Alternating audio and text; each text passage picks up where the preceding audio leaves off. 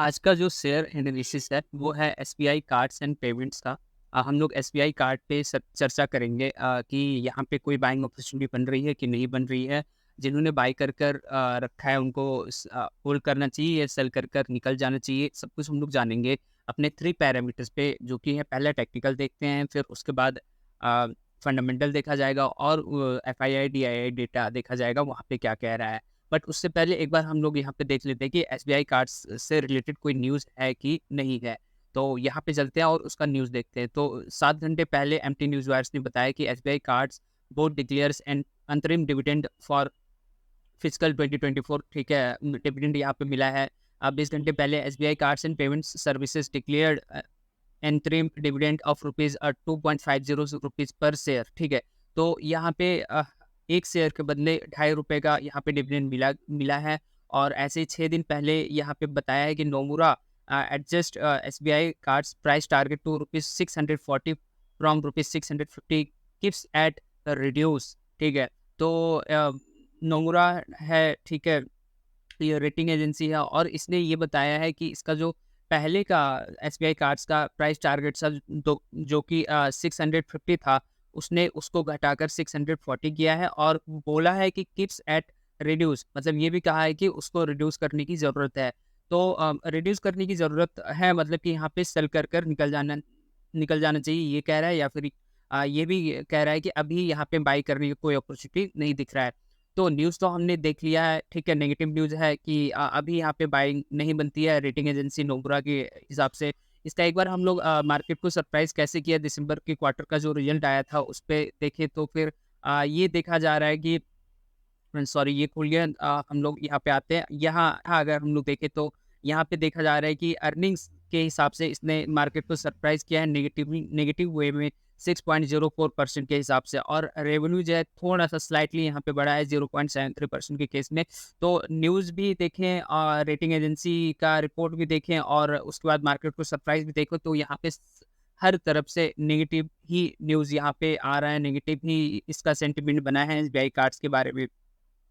चलिए ठीक है, हम लोग अब चलते हैं यहाँ पे इसका टेक्निकल एनालिसिस करते हैं और सबसे पहले चलते हैं मंथली टाइम फ्रेम पे और वहाँ पे देखते हैं कि वहाँ पे क्या कुछ पैटर्न बन रहा है कि नहीं बन रहा है।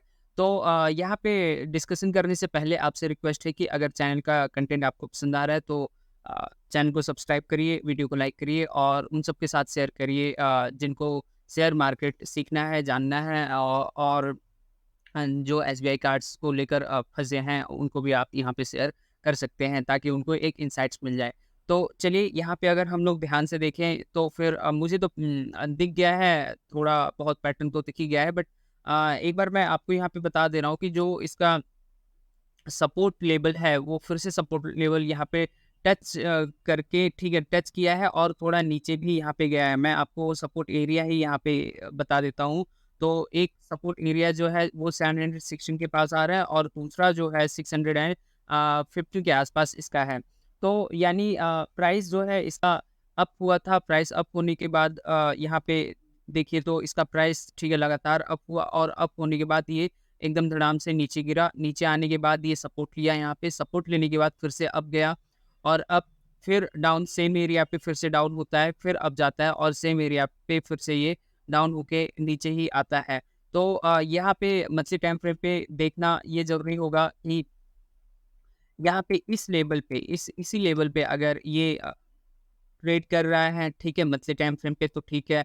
बट अगर इस लेवल से ऊपर अगर ये क्लोज़ हो गया, ठीक है, ग्रीन कैंडल दे दिया और ये 716 के अबव क्लोज़ हो गया या फिर और ज़्यादा कंज़र्वेटिव आप हैं तो फिर कम से कम ये 775 के अबव क्लोज़ हो गया तो फिर वहाँ अपॉर्च्युनिटी बन सकती है। फिलहाल अभी यहाँ पे कोई अपॉर्च्युनिटी बनती हुई हमें नहीं दिख रही है। यहाँ पे मंथली टाइम फ्रेम पे डिस्कशन करना मुझे नहीं लगता है कि करना चाहिए, क्योंकि इसका फाइनेंशियल भी थोड़ा सही नहीं है और एफआईडीआई डेटा भी, ठीक है, थोड़ा कमज़ोर ही है, मैं उस पे बात करूँगा। तो अभी मंथली टाइम फ्रेम पे आपको यहाँ पे वेट एंड वॉच करने की ज़रूरत है और जब कभी मुझे लगेगा कि मंथली टाइम फ्रेम पे कुछ ठीक है, अपॉर्चुनिटी आ रही है, तब फिर मैं आपको बता दूँगा। बट अगर ये 655 से नीचे क्लोज़ अगर कर दिया, ठीक है, मंथली टाइम फ्रेम पे, तो ऑफ कोर्स लॉन्ग टर्म अगर आप हैं और होल्ड नहीं कर सकते हैं तो फिर वहाँ पे सेल करके निकलना चाहिए मेरे हिसाब से। और अब चलते हैं वीकली टाइम फ्रेम पे और वीकली टाइम फ्रेम पे देखते हैं कि यहाँ पे क्या हो रहा है। तो वीकली टाइम फ्रेम पे अगर हम लोग यहाँ पे ध्यान से देखें तो फिर कहीं न कहीं पैटर्न तो बनता हुआ दिख ही रहा है। मुझे दिख गया, मैं आपको एक बार यहाँ पे बता देता हूँ कौन-सा पैटर्न यहाँ पे बना है।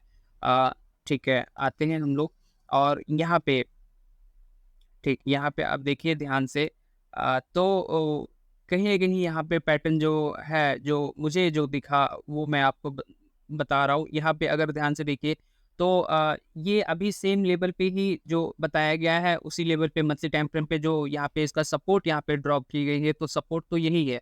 ठीक है, सपोर्ट में कोई बदलाव नहीं है, लेकिन यहाँ पे एक पैटर्न भी यहाँ पे बन रहा है, वो पैटर्न मैं आपको यहाँ पे शो कर देता हूँ। तो अगर पैटर्न की अगर हम लोग बात करें तो पैटर्न यहाँ पे कहीं न कहीं ट्रायंगल फॉर्मेशन में ये पैटर्न बन रहा है, ठीक है? ट्रायंगल फॉर्मेशन में कैसे? तो फिर मैं यहाँ पे आपको बताता हूँ। ट्रायंगल फॉर्मेशन इस हिसाब से बना कि इसका प्राइस एसबीआई कार्ड का प्राइस, ठीक है, एकदम से वीकली टाइम फ्रेम पे अप हुआ, फिर थोड़ा कंसोलिडेट हुआ, फिर से अप हुआ, ठीक है? फिर नीचे आया, फिर ऊपर, फिर नीचे आया, फिर ऊपर गया और यहाँ ये इसको टच करने के बाद ये एकदम से यहाँ पे नीचे आया।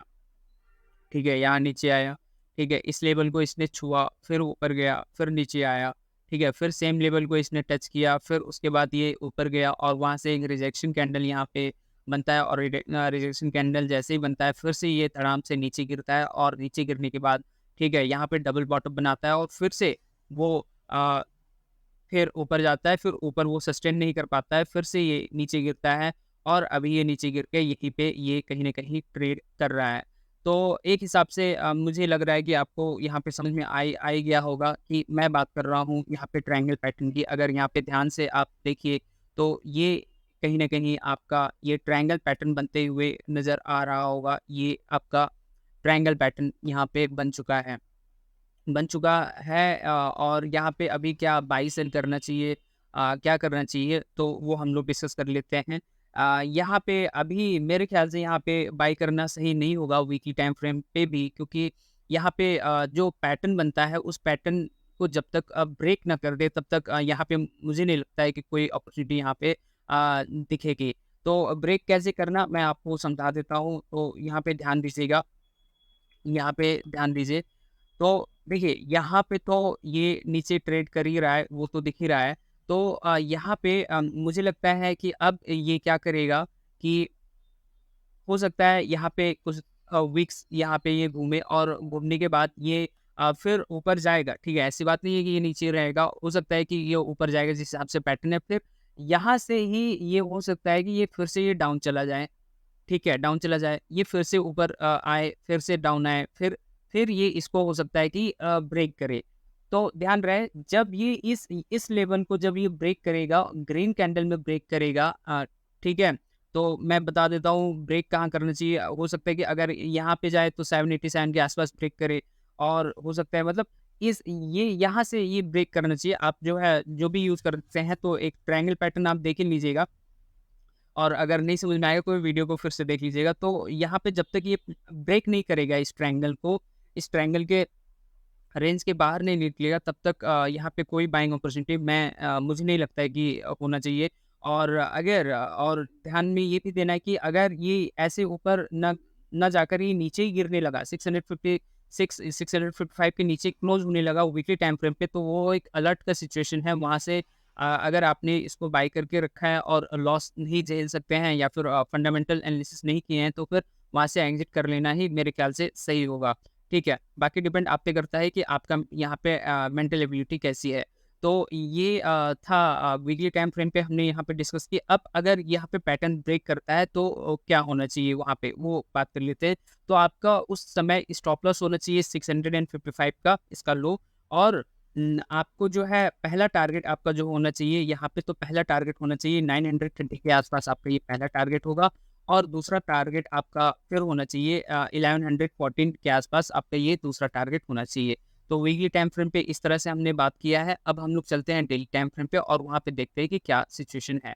सबसे पहले मैं इसकी ड्राइंग इरेज कर देता हूँ और फिर यहाँ पे बात करते हैं। तो अगर आप यहाँ पे ध्यान दीजिए तो मुझे नहीं लगता है कि यहाँ पे कोई बाइंग अपॉर्चुनिटी है, क्योंकि यहाँ पे फंडामेंटल न्यूज़ सही नहीं है और उसके बाद जो है रेटिंग भी नोमुरा एजेंसी ने इसका रेटिंग भी घटा दिया है, तो उस हिसाब से तो मुझे कुछ सही यहाँ पे नहीं लग रहा है। और अगर आप यहाँ पे ध्यान से देखें, जो इसका रिसेंट सपोर्ट था, उसको इसने ब्रेक करके यहाँ पे नीचे ही जा रहा है, ठीक है?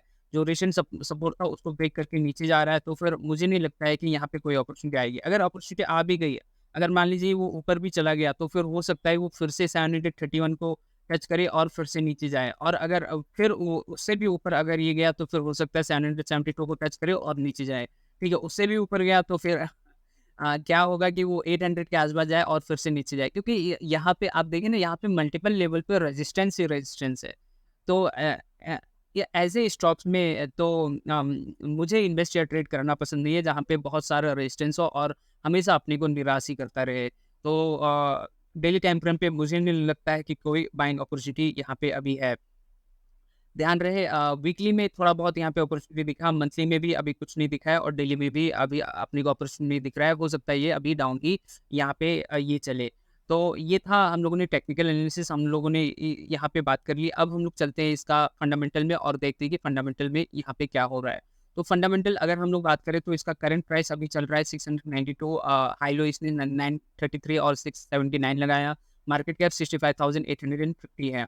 और अगर यहाँ पे ध्यान से अगर हम लोग देखें 1 ईयर का डेटा, तो फिर 1 ईयर में अब यहाँ पे आप देख ही रहे हैं कि ये 50 डीएमए और 200 डीएमए के नीचे ट्रेड कर रहा है। तो मेरा ये प्रेफ़रेंस रहता है कि अगर वो 50 डीएमए के नीचे और 200 डीएमए के नीचे वो ट्रेड कर रहा है, तो फिर ऑफ़ कोर्स वो तो ऐसे ही रिजेक्ट हो गया, चाहे वो कितना स्ट्रॉन्ग उसका फंडामेंटल क्यों ना हो। तो ये रिजेक्शन की लिस्ट में मेरे तो आ ही गया है। 3 इयर्स में अगर आप देखें, तो 3 इयर्स में भी ये कहीं न कहीं एकदम से फ्लक्चुएट कर रहा है, और डाउन ट्रेंड भी है 5 इयर्स में भी, ठीक है, आपको दिख ही रहा होगा। कहीं न कहीं सपोर्ट लेने की यहाँ पे कोशिश हो रही है। अब देखिए वो कितना वो सस्टेन कर पाता है, बट ये है कि ये 200 और 50 डीएमए के नीचे है, जो कि मुझे पसंद नहीं है। प्रोस में अगर हम लोग बात करें, तो कंपनी ने अच्छा प्रॉफिट ग्रोथ दिखाया है पिछले 5 साल में, जिसका सीएजीआर है 30.3%। कॉन्स की बात करें, तो ये अभी भी महँगा है आपके बुक वैल्यू से, 5.92 टाइम्स के हिसाब से। कंपनी जो हो सकता है कि अपना इंटरेस्ट जो है यहाँ पे कैपिटलाइज़ कर रही हो। नियर कंपैरिज़न करें, तो इसका ठीक है, कोई भी रैंकिंग नहीं आता है। वो हालाँकि फाइनेंस सेक्टर में, और इसका इंडस्ट्री फाइनेंस एंड इन्वेस्टमेंट है। फर्स्ट में बजाज फाइनेंस, फिर सेकंड में बजाज फिनसर्व, सेकंड में जियो फाइनेंशियल आ जाता है। एसबीआई कार्ड्स यहाँ पे नहीं है। क्वार्टरली रिजल्ट हम लोग यहाँ पे एक बार देख लेंगे, दिसंबर 2023 और सितंबर 2023 का। अगर रेवेन्यू की बात करें, तो सितंबर में 4087 था, और अभी 4621 हो गया है। रेवेन्यू ऑफ कोर्स यहाँ पे इंक्रीज़ हुआ है। फाइनेंशियल प्रॉफिट 722 से 668 डिक्रीज़ हुआ है। प्रॉफिट बिफोर टैक्स 809 से 738 ये भी डिक्रीज़ हुआ है। नेट प्रॉफिट 603 से 549 ये भी डिक्रीज़ हुआ है। यानी क्यूओक्यू बेसिस पे यहाँ पे इसका रिज़ल्ट खराब आया है, ऐसा कहा जा सकता है। अ, एक बार वाई-ओ-वाई भी चेक कर लेते हैं और देखते हैं कि वाई-ओ-वाई रिज़ल्ट इसका कैसा है। तो दिसंबर 2022 और दिसंबर 2023 हम लोग कंपेयर करेंगे। देखते हैं, रेवेन्यू में इसका 3507 है, और दिसंबर में इसका 4621 है, इंक्रीज़ हुआ है। फाइनेंसिंग प्रॉफिट 576 से 668 इंक्रीज़ हुआ है। पीबीटी 684 738 अगेन इंक्रीज़ हुआ है। नेट प्रॉफिट 509 से 549 इंक्रीज़ हुआ है। तो वाई-वाई बेसिस पे इंक्रीज़ है, क्यू-ओ-क्यू बेसिस पे यहाँ पे अच्छा नहीं है, ऐसा कहा जा सकता है। एक बार एफआईआई, डीआई डेटा हम लोग देख लेंगे, फिर फाइनल कंक्लूजन पे आ सकते हैं हम लोग। प्रोमोटर्स अगर देखें, तो 68.94 से यहाँ पे 68.75 हो गया है, यानी प्रोमोटर्स ने डिक्रीज़ किया है। एफआईआई 9.08 से 9.35 एफआईआई इंक्रीज़ हुए हैं। डीआईए 17.28 से 16.27 यानी डिक्रीज़ हुए हैं। पब्लिक 4.69 से 5.62 ये इंक्रीज़ हुए हैं।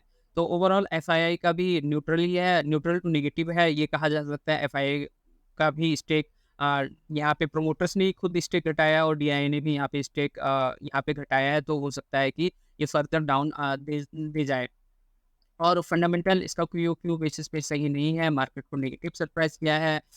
एंड रेटिंग एजेंसी ने, नोमुरा ने भी इसमें इस प्राइस को डिक्रीज़ किया है। तो ओवरऑल हर तरफ से कहीं न कहीं नेगेटिविटी की यहाँ पे गंध आ रही है, और हो सकता है कि ये फर्दर डाउन हो, या फिर यहीं पे कंसोलिडेट करे। बट ये अगर कहें कि ये एकदम से ऊपर भाग जाएगा, तो ऐसा कुछ नहीं होने वाला है मेरे ख्याल से। बाकी डिसीज़न आपका यहाँ पे रहेगा। तो ये तो हम लोगों ने बात कर ली एसबीआई कार्ड्स एंड पेमेंट्स पे। एक बार चलते हैं कि एनालिस्ट लोग क्या कह रहे हैं, वो एक बार समझ लेंगे, और इंडिकेटर्स क्या कह रही है, वो भी हम लोग एक बार देख लेंगे यहाँ पे। तो चलते हैं, देखते हैं कि कहाँ पे क्या हो रहा है। ठीक है। तो एक बार फ़ोरकास्ट मैं आपको दिखा देता हूँ कि एनालिस्ट ने यहाँ पे फ़ोरकास्टिंग की होगी और फ़ोरकास्टिंग में एनालिस्ट लोगों ने यहाँ पे क्या बताया है, एक बार देख लेंगे। तो यहाँ पे बोला है कि the 28 analyst offering 1 year price forecast of SBI Cards and payments have a max estimate of 990 and minimum estimate of 500। तो 28 एनालिस्ट लोग हैं जो कि ये कह रहे हैं कि 1 साल में हो सकता है ये स्टॉक 990 चला जाए, लेकिन उसका डाउनफॉल 500 तक है, मतलब 500 के नीचे भी ये जा सकता है, ये कहा जा रहा है, ठीक है? 500 तक जा सकता है, ये कहा जा रहा है। तो एनालिस्ट लोग यहाँ पे ठीक है, न्यूट्रल ही हैं, यहाँ पे नीचे आपको दिखाया जा रहा है कि based on 28 analyst giving stock rating to SBI Cards and payments in the past 3 month, ठीक है? पिछले 3 महीने से एनालिस्ट लोग, ठीक है, 5 लोगों ने स्ट्रॉन्ग बाय दिया है, 2 लोगों ने बाय करने को कहा है और 9 लोगों ने होल्ड करने को कहा है, सेल करने के लिए 5 लोग कह रहे हैं और स्ट्रॉन्ग सेल करने के लिए 7 लोग कह रहे हैं। ठीक है, तो इस हिसाब से तो यहाँ पे न्यूट्रल स्थिति बनी है, ओके एनालिस्ट लोगों का, ठीक है, वो लोग भी यहाँ पे न्यूट्रल ही हैं। और एक बार हम लोग इसका टेक्निकल देख लेते हैं कि टेक्निकल में अपने को बाई सेल क्या इंडिकेटर बता रहा है, वो भी एक बार हम लोग यहाँ पे देख लेंगे ताकि डिसीजन देने में हम लोग को दिक्कत ना हो। तो वन डे में स्ट्रॉन्ग स्ट्रॉन्ग स्ट्रॉन्ग सेल यहाँ पे बोला जा रहा है कि अभी यहाँ पे भूलकर भी यहाँ पे बाई करने को नहीं करने को कह रहा है। और ऐसे अगर 1 वीक में हम लोग देखें तो 1 वीक में भी ये स्ट्रॉन्ग सेल में ही कह रहा है, ठीक है, अब तो का भी स्ट्रॉन्ग सेल में कह रहा है। 1 मंथ का भी देख लेंगे कि वहाँ पे क्या कह रहा है, तो 1 मंथ में भी स्ट्रॉन्ग सेल है। तो टेक्निकल के हिसाब से, प्योरली बेस्ड ऑन टेक्निकल के हिसाब से यहाँ पे तीनों टाइम फ्रेम पे डेली, मंथली और वीकली सब क्या है, नेगेटिव है, स्ट्रॉन्ग सेल करने को कह रहा है। तो फिर अगर आपने यहाँ पे बाय कर यहाँ पे बैठा है तो फिर ठीक है, हो सकता है आपने कोई स्टॉप लॉस लगाया हो, या फिर अगर आपने कुछ स्टॉप लॉस ही नहीं लगाया है और पोर्टफोलियो एकदम से नेगेटिव हो गया है, ठीक है, इसके कारण तो हो सकता है कि वहाँ पे आपको कुछ अपना डिसीजन लेना ही पड़ेगा। बाकी ये इन्फॉर्मेशन मैंने आपके साथ शेयर की है और अभी के सिचुएशन में अगर एसबीआई कार्ड्स देखें और अगर ये सोच के चलें कि ये अंडर वैल्यूड हो गया है, ठीक है, बहुत पैसा देगा, तो ऐसा कुछ नहीं है। इसका फंडामेंटल भी ख़राब है, इसका टेक्निकल भी ख़राब है और रेटिंग एजेंसी ने भी यहाँ पे घटाया है। तो ऑफ कोर्स यहाँ पे मैं तो कोई बाइंग करने की रेटिंग नहीं दूँगा, और अगर लॉस में ज़्यादा जा रहे हैं तो फिर हो सकता है कुछ पोर्शन सेल में कर दें या फिर पूरा निकल जाएँ, ऐसा मेरा मानना है। बाकी ठीक है, मैं गलत भी हो सकता हूँ, और मैं कोई सेमी रिसर्च एनालिस्ट भी नहीं हूँ। ध्यान रखिए कि यहाँ पे आपको शेयर मार्केट पे अगर यहाँ पे खड़ा होना है, ठीक है, तो फिर आपको पोर्टफोलियो अपना डाइवर्सिफ़ाई करके चलना पड़ेगा, अपने रिस्क को मैनेज करके चलना पड़ेगा। किसी के टिप्स, कॉल्स, रिकमेंडेशन पे आपको भरोसा नहीं करना है, वो चाहे क्यों ना मैं ही कभी क्यों ना कह दूँ, वो भी नहीं करना है और किसी और का भी तो बिल्कुल ही नहीं करना है। मेहनत का कमाया हुआ पैसा है, सोच कर समझ के यहाँ पे इन्वेस्टमेंट या ट्रेडिंग में आपको लगाना है। तो ये था पूरा एसबीआई कार्ड का कंप्लीट एनालिसिस। होप सो आपको ये पसंद आया होगा। आपने इतना समय दिया उसके लिए थैंक यू वेरी मच।